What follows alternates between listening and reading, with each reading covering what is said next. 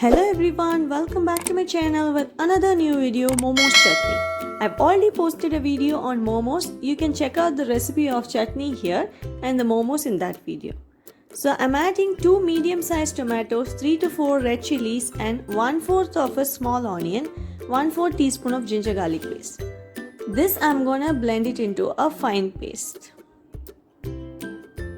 Into the kadai I'm gonna add oil and the red sauce that we made. I also added 1 teaspoon of soy sauce, which is not shown in the video. Very sorry about it. Just allow everything to combine well and cook until the sauce thickens. That's all, it is done.